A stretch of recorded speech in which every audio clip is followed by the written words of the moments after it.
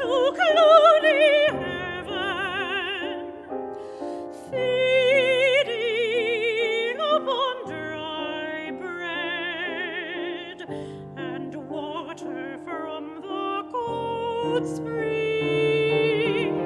That will be an end to evil when I am alone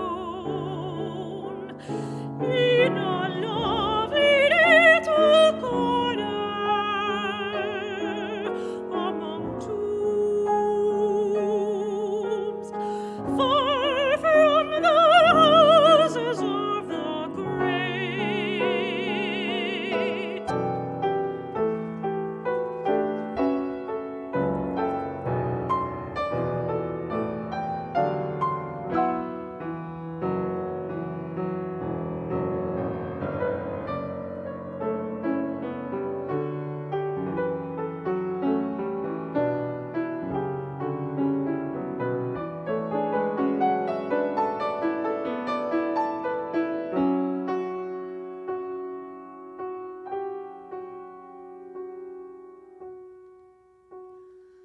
Oh, to be all alone in a little cell, to be all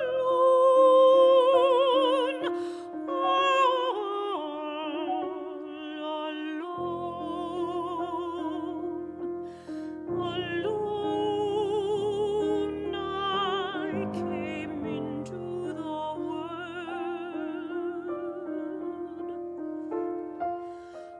Alone I shall go from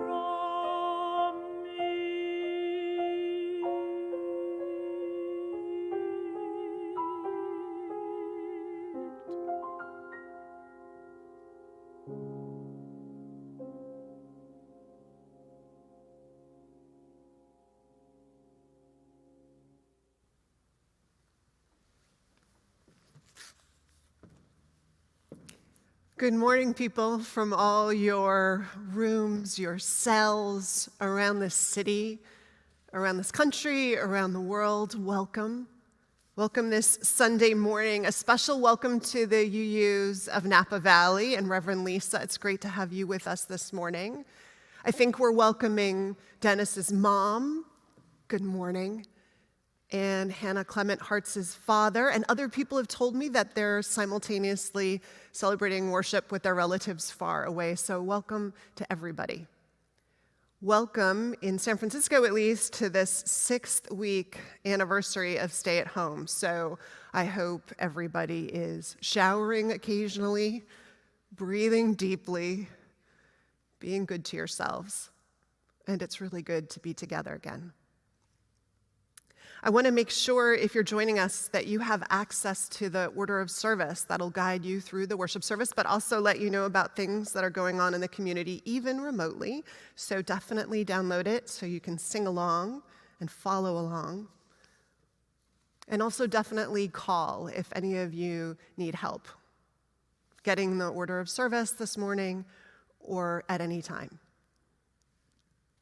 I want to thank our special musical guest, Giacomo Fiore. It's wonderful to have you with us, and our talented team of musicians, My-Hoa and Brielle and Asher, our gifted people behind the camera, Eric and Jonathan and Joe. We want to thank Susie for just being Susie, Merrick and Amy for the gorgeous flowers.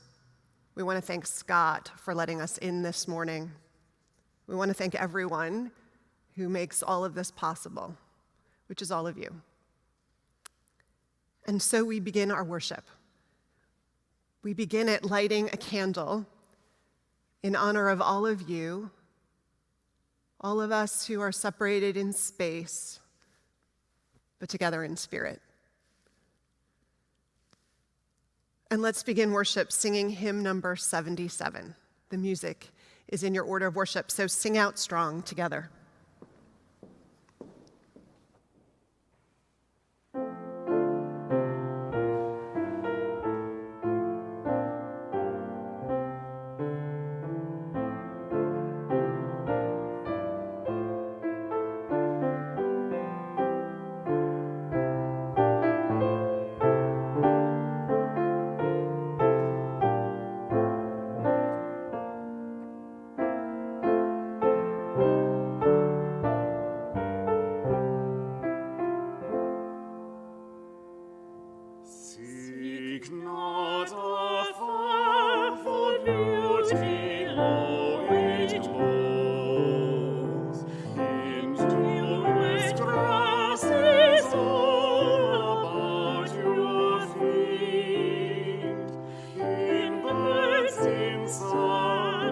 childish faces sweet, in stars and mountain summits topped with snows.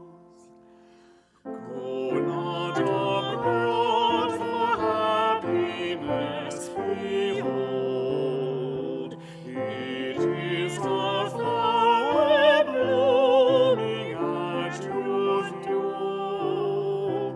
Bring love and laughter home and evermore.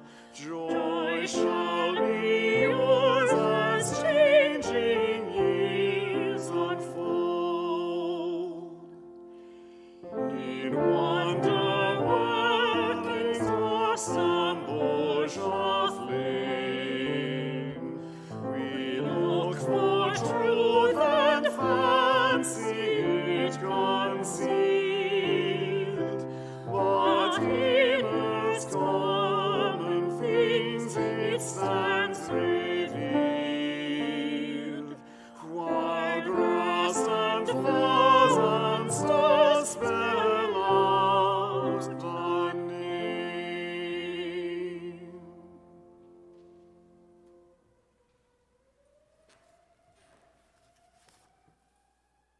Now we'll have our unison chalice lighting. As we say these words, we light this chalice for the light of truth, the warmth of love, and the fire of commitment. We light this symbol of our faith as we gather together.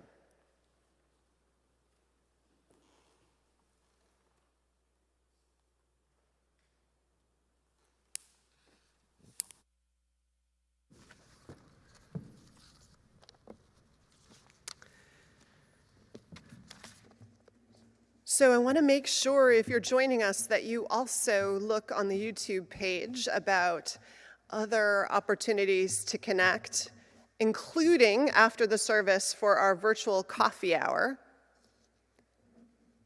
Please see the links that are there. Please, if you're new, reach out and send us your emails so we can send you our weekly update that comes, that we call The Flame, and our monthly newsletter too.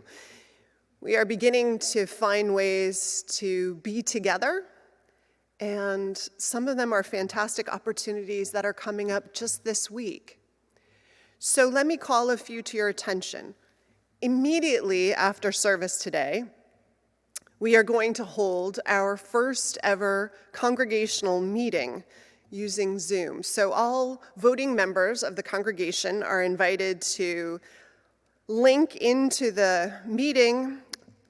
You can find information about how to do that. You probably have an email about it. We're going to be voting on our mission vision statement, and we're going to be voting for a search committee and a search process, at least the beginnings of it, as we move forward on our call for a senior minister of this congregation, which for me seems very important.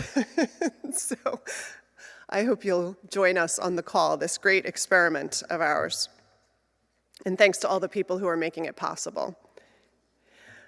I want to call your attention to a couple of things that are coming up this week. Again, on Mondays at 8 a.m., you have the opportunity to join again via Zoom with John Burens and Margot Campbell-Gross in a reflective spiritual practice. I joined them last week. I will join them again this week. It was beautiful and an amazing way to anchor the beginning of the week. So I invite you to join these two wise and grounded people in this hour at the start of your week.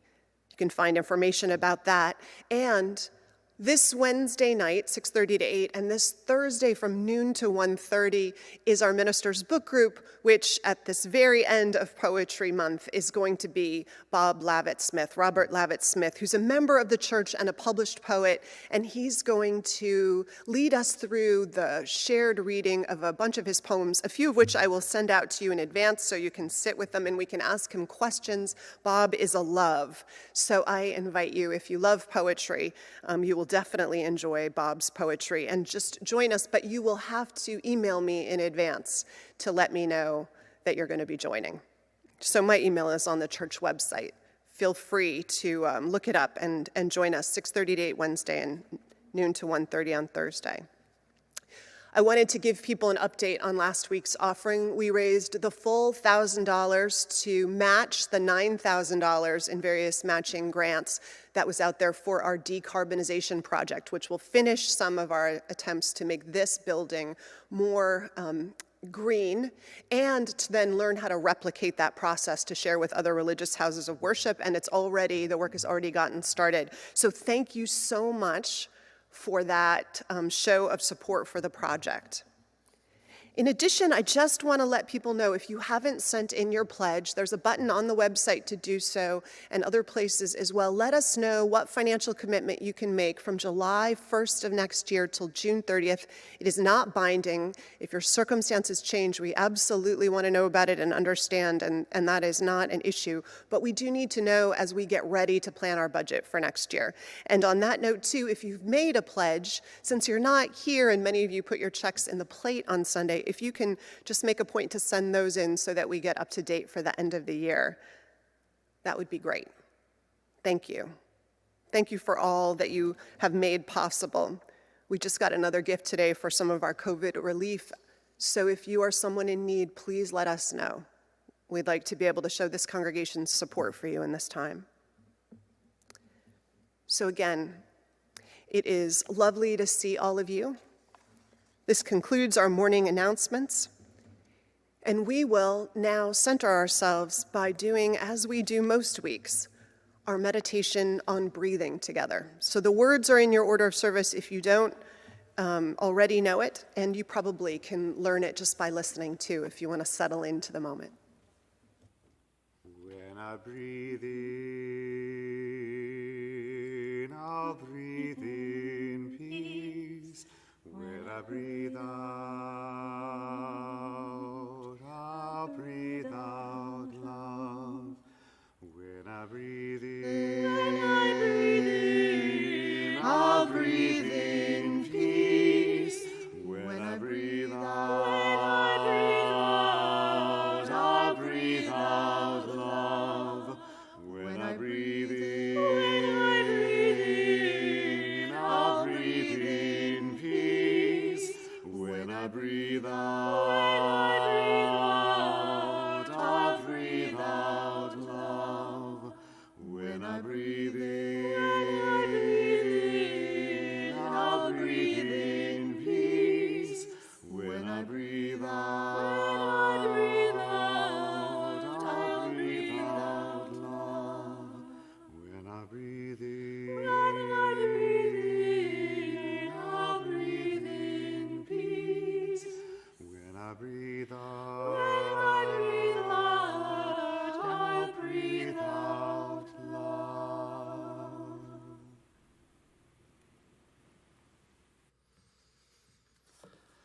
Now we'll say our covenant and sing our doxology. Love is the spirit of this church, and service is its prayer. This is our great covenant, to dwell together in peace, to seek the truth in freedom, and to help one another.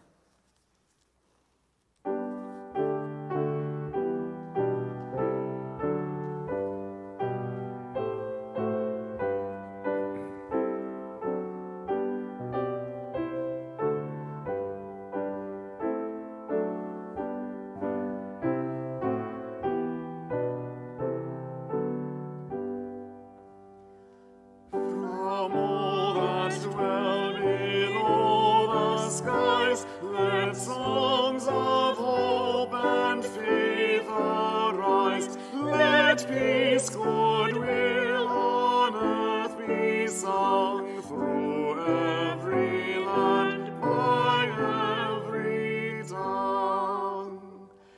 De todos bajo el gran sol, sur esperanza, fe, amor, verdad nieza cantando, de cada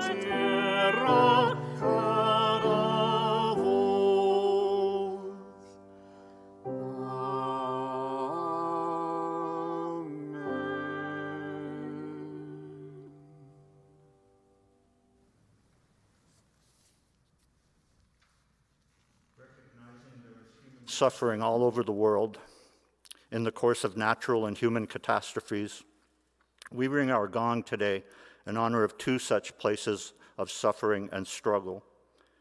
We ring our gong in honor of the 7 children who lost their lives in federal custody in our detention camps. And we let its ringing symbolically stand also for those adults who have lost their lives in these camps, those who remain in such camps, many separated from their families, and those who wait in makeshift refugee camps at our border, waiting an asylum hearing.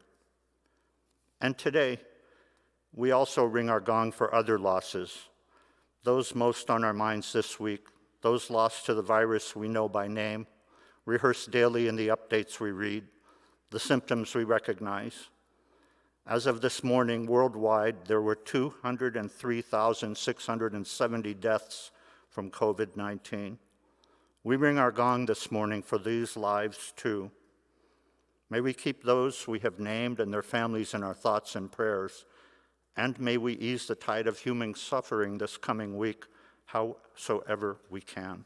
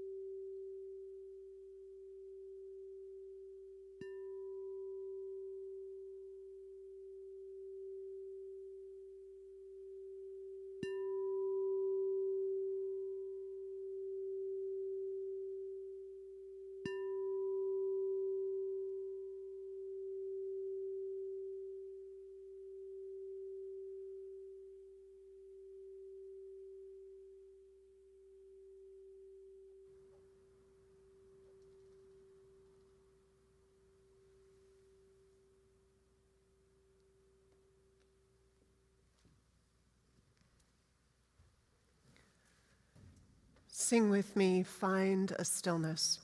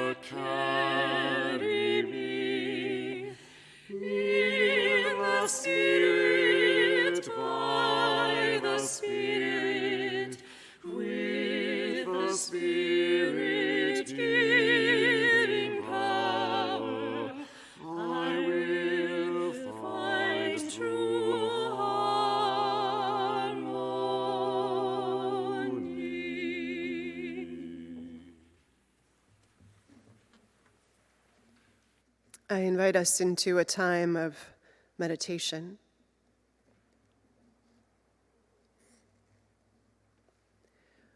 What is the sound of one hand clapping, or of the footfall of a nun kneeling in prayer? The sound of the voice right before the first note of evensong, or of the baby whose head dips sideways, or the shoulder before it catches the baby's head, or the hand before it cradles both. And us? What is the sound we hear right before hearing it?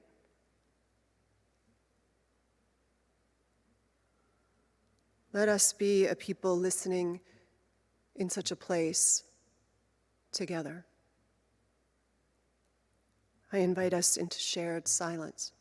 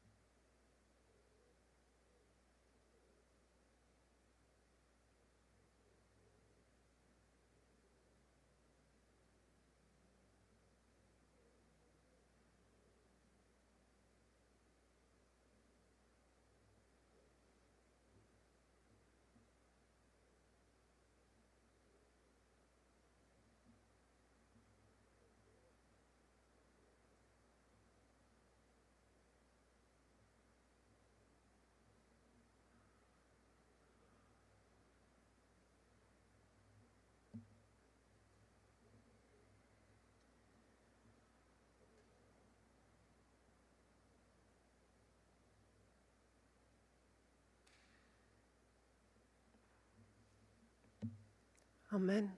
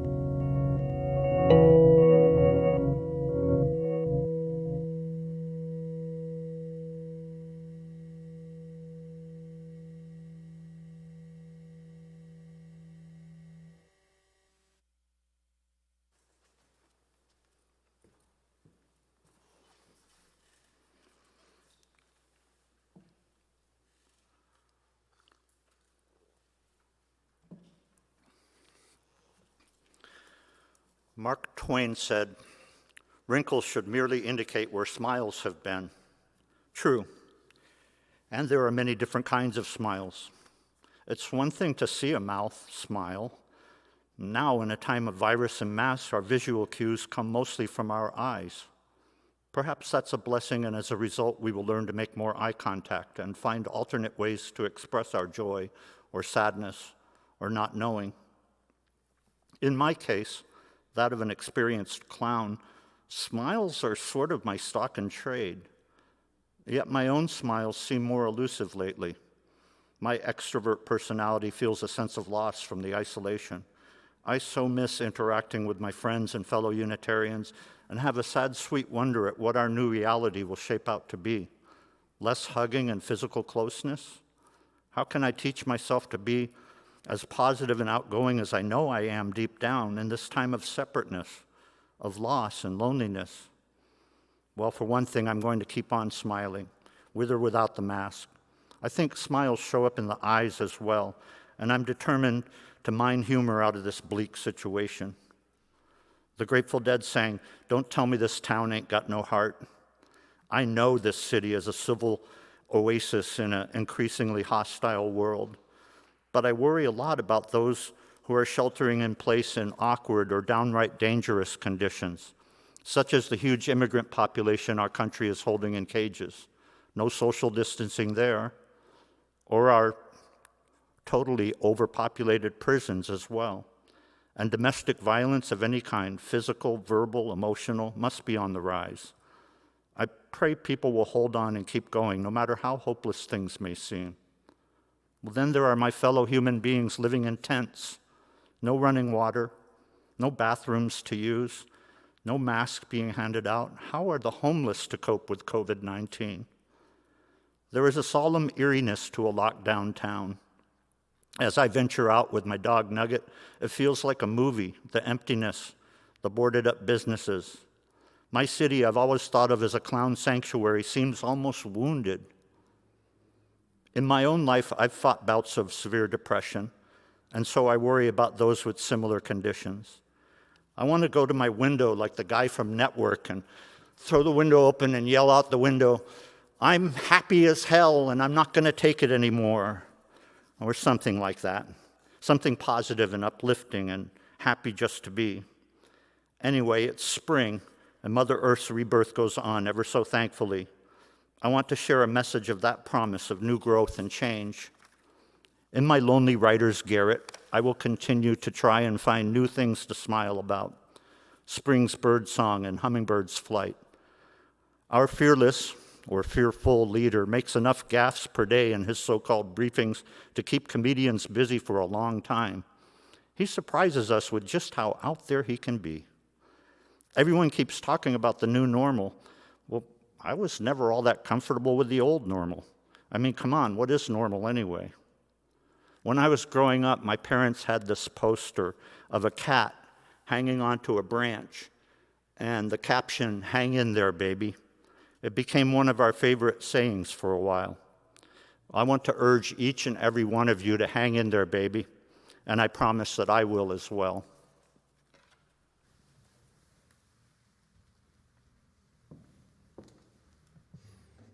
Thank you, Dennis. And now the offering for the works and continued ministries of this community will be both given and gratefully received.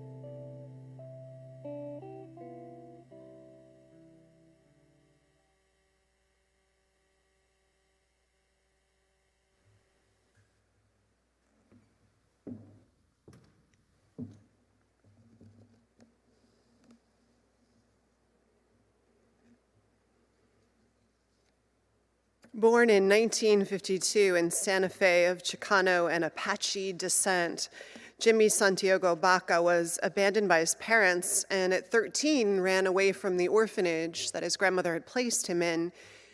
In 1973, he was convicted of drug charges and spent 5 years in prison. It was there he learned to read and began writing poetry. He has over a dozen books now of poetry, memoirs, essays, and a screenplay that was made into a feature-length film. His poem today, Running Along the River, well, maybe it describes what will sound familiar,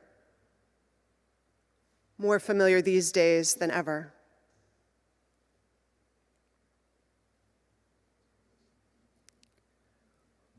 Today, running along the river, dead leaves cling to cathedral cottonwood branches, snap in the gusty breeze, give a crisp hiss. A wafer-thin wind spades up loose dust from the path, and above me, gray leaves clash, soft in towering bows. Sounds that may be heard in the silent yard of a monastery, like the sandaled feet of monks praying, walking over the swept yard, walking and praying.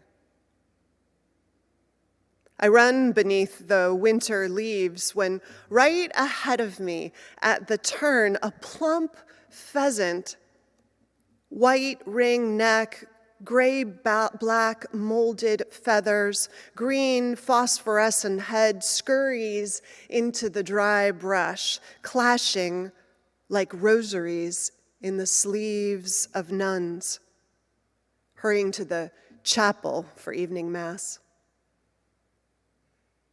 I jog on. A hawk swoops out and vanishes into the treetops toward the river. Black crows, clean swept dirt, then the end of the path, turning, heading north. I worry over the love I have for this woman. Then I see 7 pairs of mallards burst up in fright at my sudden appearance, and I think of how they mate for life, and beyond them, poised in the ditch bank, with such regal bearing, a blue heron. It's then I hear a voice, a crystal shining, icicle clear voice. Cold water, but made of sound, tells me, keep my connection to the spirits strong. Keep my work spiritual. Stay connected to the Creator, and all my worries will be answered in time. It's a good run. Here ends our reading.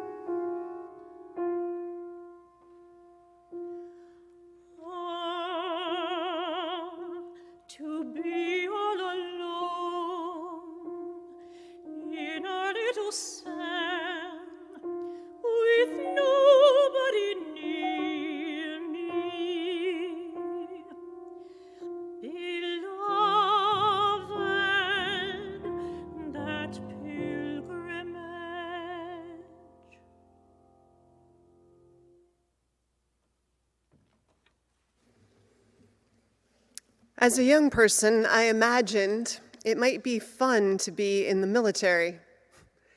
Something about the discipline, the clear instructions, the structure of it all seemed enticing. And strangely, although maybe not strangely, so too did intentional religious communities, monasteries, and religious orders seem appealing to me, and for some of the same reasons. Then at some point, having forgotten all this, but some point life got busy with career and a household with child and a dog. But the desire for the monastery came back stronger. For a while, I even kept a picture of the Holy Trinity Monastery in Meteora in Greece, the one pictured on the cover of your order of service. I kept it tucked away. I'd pull it out in furtive moments, like sneaking time with some secret lover, and stare at it. Oh, to be in that lonely cell, to be on the top of that cliff where no one could get to me, doing all the quiet things that people who live in such places do. Well, a girl has to be careful what she asks for. One day my husband came home and said he'd been invited to start up the office in India of the nonprofit consulting organization that he's part of. And living in India, close to that part of our family, it's something we had promised to do if ever we got the chance, which is how I became this thing called a trailing spouse. A name I never quite got used to. And I suppose in our new life there, I could have entered into a life of activity the way so many trailing spouses did, but, well, there was certainly plenty I could have done, but having just made the decision to step away from the headlong tumble of life and thirsty at my core for some slowness, for some quiet, for study, I decided to keep life small, sequestered. So somehow I made the busy, cramped city of Mumbai and my few rooms in it into a monastery. It was a place into which my husband and daughter appeared every day, and I welcomed them like the monks do to the guests. But then they left. They left this place and left me to its emptiness. And I filled it with my monkish disciplines, and I loved it. When it was time to come back to the United States, I was definitely missing bigger community and the complicated fray of life, too. But I also returned wanting to mix the best of my Mumbai monastic time with the best of ministry and life in the fray of community and the world. I keep quotes on my computer desktop, things I want to remind myself of, and one is by the 15th century late medieval writer and resident of monastic life, Thomas à Kempis. Later in life, he would be in charge of instructing the novices. To them, he once wrote, "If you wish to grow in your spiritual life, you must not allow yourself to be caught up in the workings of the world. You must find time alone, away from the noise and confusion, away from the allure of power and wealth." Monasteries have for centuries been just the places for people who seek such things. Places of vows that take you away from the pursuit of power and wealth, or are supposed to. Disciplines that make room for other things to take the place of what you've set aside. Things that take you inward. Years ago, when I was traveling in Bangkok, each morning near where I would stay, near the local temple complex, there would be this long row of young monks walking single file through the neighborhood.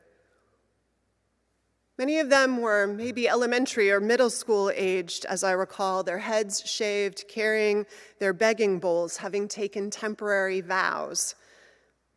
I was told that many Thai families considered it important to have part of a boy's upbringing that he be spent to spend some of his time with the monks, learning the disciplines and the values there, the ones they hoped the boys would take with them into adulthood. Of course, rituals and disciplines are inherent to so much of monastic life across time and across traditions. Benedict of Nursia, you may have heard of him. He's the author of one of the most famous rule book, the guide to such a life and to the making of it in his 6th century treatise.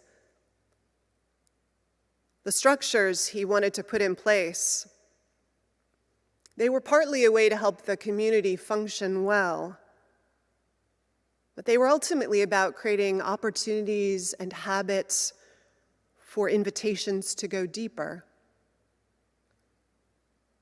They allocated time for rest and chores, a little bit of free time, lots of gatherings, and every day for collective worship and prayer, but also stretches for mandatory silence and study.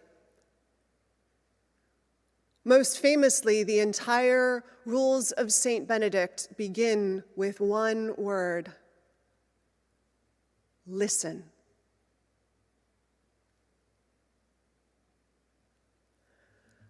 The other day, walking on the silent streets that you described so well, Dennis, eerily silent streets, in my daily sunrise ritual of walking the dog, she, who is completely lost in the present moment every morning, delighting in creation, particularly the world of scent, well, on this walk, I noticed a car racing up the street, burning rubber, as it were, racing. But when I looked ahead, I noticed what it must have too, that up ahead awaiting it was a red light. It wasn't the first time in the week I had seen exactly that same trajectory. Racing to the red light, I said to myself under my breath, and it seemed like more of a metaphor. A few months ago, you and I and the whole world were often racing toward the red lights, weren't we? Busyness, of course, can become a habit, even an addiction, actually. Part of its appeal, though we may not notice it as such, is that it often stops us from having to ask the bigger, scarier questions, things like, who are we? How are we? Where are we in this life right now, and is that where we want to be? It stops us from thinking about the fact that we and all the people we love won't be around forever, the fragility and the tenuousness of everything we build. There is reason that illness and loss, they often press us right down into the fundamental truths of life, the ones worth living and dying for. And it's in part because they slow us down enough for the questions to catch up with us. Well, my loves, we are, most of us, slowed down. Have you noticed? We are bathed in silence these days, in stillness, in waiting, forced to listen. We didn't officially take vows of poverty, but other than food, most of us aren't spending much on anything but food these days. What is there to spend it on? And even the least among us who is inclined to be obedient, at least those who understand what's going on around us right now, what we're dealing with, are heeding the strict orders that come from our mayors and our governors. As for chastity, it's been forced on some. Others may be, so irritated with their partner who's around all the time that it's a natural outcome of all this staying at home. I do secretly hope that some are breaking this vow, because I am secretly praying for a mini baby boom when all this is over, because we will need to see lots of new life. And instead of rushing toward the red light, my friends, you and we've been plunged, haven't we, into a kind of modern temporary monasticism. We've been made to take some temporary vows and hold out our begging bowls every day and see what the day offers. It helps, I think, frame what we're going through to think of it that way. Did you know that those who are in charge of heading up the novices in a monastery, they often talk about the struggle and the loss that these young, new priests or nuns feel, how the novitiates struggle to be in this place without the noise and the trappings of the world, how hard it is to live this vow of committed life in close quarters to a select group of others, how strange it feels to have so much silence. They talk about how there's this period of resistance and mourning. Does that sound familiar to you? I mean, even I, who intellectually thought I understood and had a hold on what we are going through, when it occurred to me the other day that the stay-at-home rule might be extended, which makes total sense that it might be, I started to cry. This forced asceticism, the stripping away of so much of what we knew and know to be life, it's painful, it's hard, it's full of loss. Funerals we can't attend, friends we can't see, plans we can't make.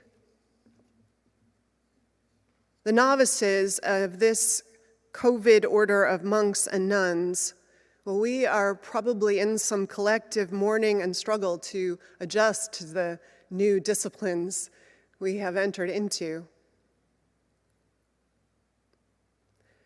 But the elders in the monasteries, they're clear that there's a lot to learn if their novices and novitiates can stay with the effort, stay in it. Things happen, after all, when our focus is narrowed, right? When it's narrowed to just a few essential things. Think about it. Who has noticed recently things in their neighborhood that have been there for as long as they've lived there that they never saw before, hidden in plain sight, as it were? Who started paying attention to the tastes or found themselves lost in the ritual moment, almost sacred, of chopping vegetables in preparation for the night's meal? Who has remembered a long-lost friend and been moved to reconnect? When life gets small, one of the surprises is that it can get bigger, too. The rule of Saint Benedict puts significant emphasis on ways to make life smaller so we could go deep into it, but also in the importance of living in harmony in our community. Does that have any relevance to any of you? If your roommates are sitting next to you right now, don't nod and pretend like you understand that there could be strife in close quarters. Just furrow your brow like you have no idea what I'm talking about and say some dismissive sound like, huh? and then listen carefully. Benedict invited people to go deep into the imperfection of life and find the gifts hidden there, and that included our time together. The communities put strong emphasis on things like accepting one another as we are. Life together, they were clear, wasn't a chance to now really spend some time fixing the other person's flaws. It was and is about your practice discipline of looking for and finding the good in the other. And the monks and nuns will point out the obvious, that the hard work isn't just living together per se, but it's in learning to live with those who your heart's resisting, let's say. And in this regard, the novices, they were pushed to see those people in particular as the ones who had something to teach them about the nature of love, the ones who had the most to teach them about some place of spiritual hardness or immaturity. Mind you, we're not talking about abusive behaviors. We all have the right to resist those and get help and get away, but we're just talking about how we often find ourselves together, especially in times like these. And if all of your loved ones, by the way, are outside of the house or apartment and you live alone, don't think you're exempt from the challenge of the work. It waits for us at every corner. Most monastic communities also were huge fans of fixed schedules, so maybe this will be useful. So much time and so much structure has been taken, we have so much time and so much structure has been taken away from all of us that we can often find ourselves feeling at sea. People have reported that to me, that days can go by. And so the monks would argue for a good old rigid schedule to build in time for rest and eating and chores. After all, the gardens need to be tended and the food made, and schedule time for things you thought you never had time for, too. Overall, though, in the spaciousness that we're allowed, we are reminded to embrace the chance to listen.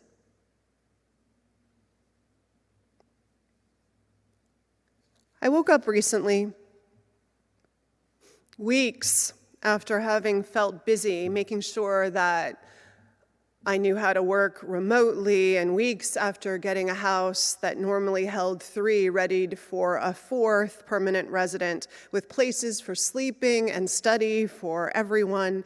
And when the business and busyness of all of that first wave or 2 of adjustment was done, I was out walking the dog, and I had a moment that went deep. You know the moments. It was one where the silence was thick and firm and abundant. And I looked up and I felt like I was in some kind of a walled garden for a moment. The birds were so loud. I wondered, are they always this busy and loud, singing and talking? And the trees, they seemed more imposing than I remember them, like these stately matriarchs and patriarchs all standing guard, aunts and uncles along the street. And the flowers and the lushness of the air even, and the colors around me blew me away. And it all felt vibrant, and it felt breathing and brighter. And that we had entered into some sort of magical place, only it was a street I have walked on any number of times and never felt was particularly remarkable. And I thought, I feel like I'm in a cloister. I was like our poet on his run in a world transformed. And then I thought, oh, Vanessa, we're back in the monastery. May we all live deeply into this time, listen, love one another better, See the world with new eyes. Enjoy the stopping from racing toward red lights of all kinds and come to know our own and one another's hearts more fully. And listen for what whispers in the hush of a world gone quiet for a spell. Blessings, my fellow novices, in this monastery of our time. Blessings to us all.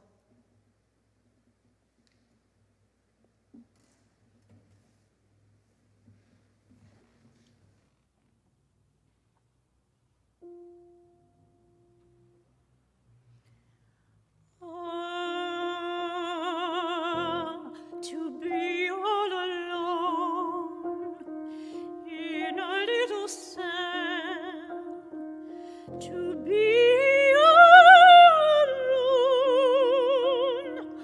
all alone, I came into the world. Alone I shall go from it.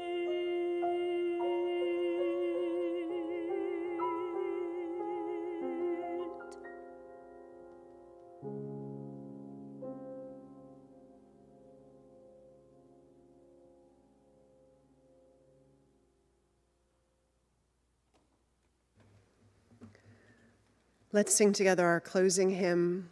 The music and words are in your order of service. Hush. We will skip the fourth verse.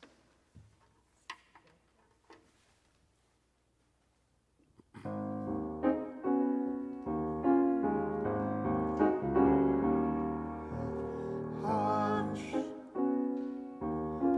hush, somebody's calling my name. Hush, hush, somebody's calling my name. Hush, hush, somebody's calling my name. Oh my Lord, what shall I do?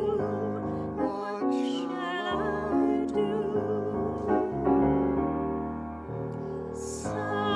Sounds like freedom. Somebody's calling my name. Sounds like freedom. Somebody's calling my name. Sounds like freedom. Somebody's calling my name. Oh my Lord, what shall I do? What shall I do? Sounds like justice.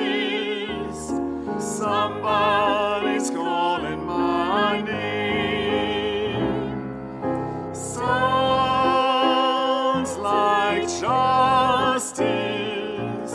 Somebody's calling my name. Sounds like justice. Somebody's calling my name. Oh my Lord, what shall I do? What shall I do? I'm so glad trouble don't last